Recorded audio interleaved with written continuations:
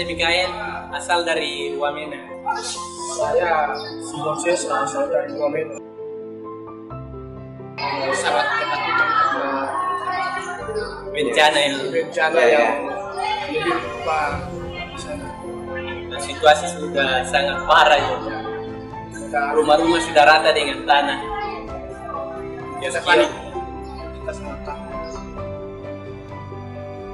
Dan sudah sangat bersyukur dilayani dengan baik makanan dan bantuan minuman dan segala macam.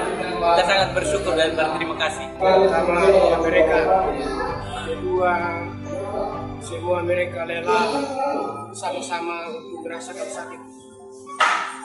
sakit di dalam hati, sakit di dalam perjuangan.